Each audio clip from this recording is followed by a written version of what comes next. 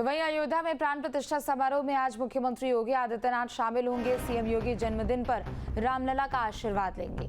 तो अयोध्या पहुंचकर सबसे पहले हनुमानगढ़ी के दर्शन पूजन करने वाले हैं मुख्यमंत्री योगी आदित्यनाथ। बता दें कि एक तरफ जहां गंगा दशहरा है, दूसरी तरफ राम दरबार की प्राण प्रतिष्ठा होने वाली है और साथ ही आज मुख्यमंत्री योगी आदित्यनाथ का जन्मदिन भी है।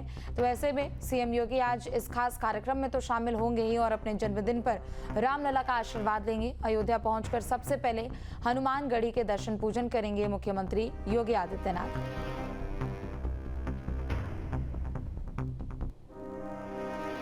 तो प्राण प्रतिष्ठा को लेकर सीएम योगी ने एक्स पर पोस्ट किया है, भव्य कार्यक्रम का साक्षी बनने का सौभाग्य मिल रहा है। तो मुख्यमंत्री योगी आदित्यनाथ ने सोशल मीडिया प्लेटफॉर्म एक्स पर पोस्ट करते हुए उन्होंने लिखा है कि इस भव्य कार्यक्रम का साक्षी बनने का सौभाग्य मिल रहा है। एक तरफ ट्वीट भी आपके सामने सीएम ने लिखा कि यह पावन अवसर एक भारत श्रेष्ठ भारत की नूतन अभिव्यक्ति है।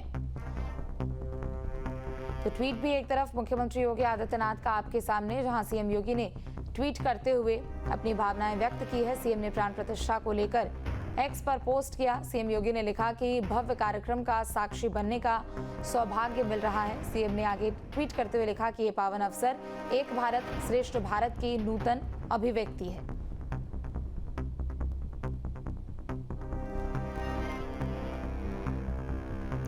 तो एक तरफ गंगा दशहरा का अवसर है, राम दरबार की प्राण प्रतिष्ठा होने वाली है और साथ ही मुख्यमंत्री योगी आदित्यनाथ का जन्मदिन भी है। तो ऐसे में ये पल और भी ज्यादा सीएम योगी के लिए खास, चूंकि आज उनके जन्मदिन के अवसर पर राम दरबार की प्राण प्रतिष्ठा होने वाली है। इस पूरे कार्यक्रम के साक्षी बनेंगे मुख्यमंत्री योगी आदित्यनाथ। ट्वीट करते हुए भी उन्होंने लिखा है कि भव्य कार्यक्रम का साक्षी बनने का सौभाग्य मुझे मिला है। ये पावन अवसर एक भारत श्रेष्ठ भारत की नूतन अभिव्यक्ति है। तो देखिए, अयोध्या का दिन आज और भी ज्यादा ऐतिहासिक रहने वाला है, चूंकि आज सीएम योगी प्राण प्रतिष्ठा में पहुंचेंगे और आज उनका जन्मदिन भी है। तो आशीर्वाद भी भगवान राम का सीएम योगी लेंगे। केबी हमारे साथ लगातार बने हुए। केबी, एक बार फिर से आपका रुख करते हुए, एक तरफ आज गंगा दशहरा प्राण प्रतिष्ठा राम दरबार की होने वाली है, तो साथ ही आज मुख्यमंत्री का जन्मदिन भी है। कई अवसर हैं और सीएम योगी यहाँ पर खुद प्राण प्रतिष्ठा में शामिल होंगे, भगवान राम का आशीर्वाद लेंगे, हनुमानगढ़ी के दर्शन करेंगे। देखिए, प्राण प्रतिष्ठा का 3 दिवसीय कार्यक्रम था। आज उसका अंतिम दिन है, आज आखिरी दिन है और राजा राम जो है वो स्थापित होंगे। और सबसे बड़ी बात कि आज गंगा दशहरा है। आज के दिन ही माना जाता है कि द्वापर युग की शुरुआत हुई थी और आज ही के दिन जो है सीएम योगी का जन्मदिन भी है। तो कई योग बन रहे हैं कि सीएम योगी अपना जन्मदिन जो है अयोध्या में मनाएंगे। इस दौरान जो है भगवान रामलाल से दर्शन आशीर्वाद लेंगे, हनुमान लाल से आशीर्वाद लेंगे। तो कुल मिला के आज का दिन ऐतिहासिक दिन है, क्योंकि भगवान श्री राम जो है राजा रामपुर में स्थापित होने जा रहे हैं। पहले जो है बालक रामपुर में स्थापित हुए थे, आज राजा रामपुर स्थापित हो गए।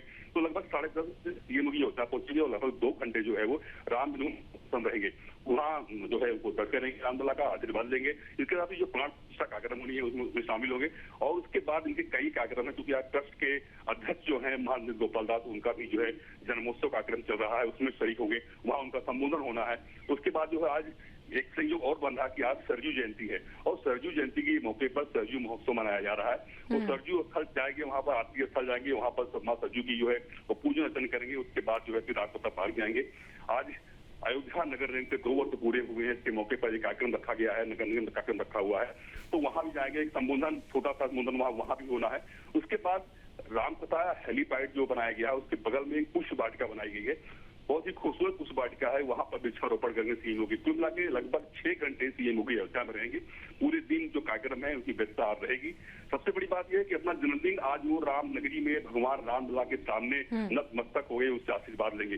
तो कुल मिला के आज ऐतिहासिक दिन है, क्योंकि जिस तरह से 22 जनवरी 2024 को भगवान श्री राम बालक रामपुर में स्थापित हुए थे, आज जो है लगभग 16 महीने बाद जो है वो राजा रामपुर में स्थापित होने जा रहे हैं। तो कुल मिला के राम दरबार में भगवान श्री राम, माता सीता, उनके 3 अनुज और हनुमान जी विराजमान हो गए। इसके साथ ही कुछ 7 उप मंदिर बनाए गए हैं, उनके विग्रह जो है वह स्थापित किए गए हैं। उनमें भी जो है आज प्राण प्रतिष्ठा की जाएगी। कुल मिला के आज जो है लगभग पूरे दिन आज कार्यक्रम व्यवस्था रहेगी, सबकी रहेगी। और जो मुख्य संत महंत है अयोध्या के, उनको आमंत्रित किया गया है।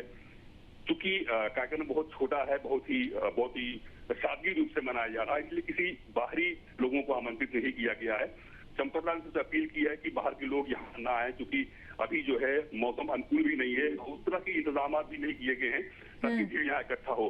तो इसलिए रही बात जो क्योंकि सीएम का कार्यक्रम है तो सुरक्षा व्यवस्था भी जहां जहां से कार्यक्रम है सुरक्षा व्यवस्था बढ़ाई गई है, जो अतिरिक्त फोर्स है वहां लगाई गई ताकि कोई दिक्कत न हो, क्योंकि श्रद्धालुओं को मना नहीं किया गया। लगभग 50-60 हजार श्रद्धालु प्रतिदिन जो है वो रामलला का दर्शन करते हैं, उनके दर्शन में कोई व्यवधान उत्पन्न न हो यह भी ख्याल रखा जा रहा है कि श्रद्धालु आए और सुगमता से रामलला हनुमानगढ़ दर्शन पूजन करें। तो कुल मिलाकर सुरक्षा व्यवस्था टाइट की गई है, किया गया, लेकिन ये भी ध्यान रखा गया है कि जो श्रद्धालु आते हैं दर्शन करने उनको भी कोई दिक्कत ना हो, वो आराम से सुगमता को जो है वो रामलला हनुमानगढ़ी या जो अन्य मंदिरों में जाते हैं दर्शन करते हैं या सरयू स्नान करते हैं तो वहां तक जाने में उनको कोई दिक्कत ना हो। जी बिल्कुल। और देखिए 5 अगस्त 2020 से अयोध्या का ये जो सफ़र शुरू हुआ है, हम हर एक दिन निर्माण कार्य से भी जुड़ी हुई कई तस्वीरें देखते हैं और हर एक साल अगर हम एक तरीके से देखें तो यहाँ पर राम मंदिर से जुड़े हुए कई ऐसे भव्य कार्यक्रम हुए। साल 2024 में भी हमने देखा जब 22 जनवरी को रामलला की प्राण प्रतिष्ठा की गई, उस वक्त भी पूरा देश इसका साक्षी बना, देश के कोने कोने से लोग यहाँ पर पहुंचे हुए थे। दूसरी तरफ आज का भी दिन काफ़ी ज़्यादा खास है और सीएम खुद यहाँ पर पहुंचेंगे तो जाहिर सी बात है कि उस कार्यक्रम में और भी ज़्यादा सुरक्षा के लिहाज से सतर्कता रहने वाली है। लेकिन पूरे अयोध्या नगरी की बात करें तो यहाँ पर श्रद्धालुओं के एंट्री एग्जिट को लेकर कैसे व्यवस्थित किया जा रहा है। हालांकि आपने बताया कि दर्शन पूजन पर रोक नहीं है, लेकिन इस पूरी व्यवस्था को कैसे इस वक्त कायम किया जा रहा है, क्योंकि आज का दिन काफी ज्यादा ऐतिहासिक है, कई लोगों की मौजूदगी होगी, कई लोगों की आवाजाही भी होगी।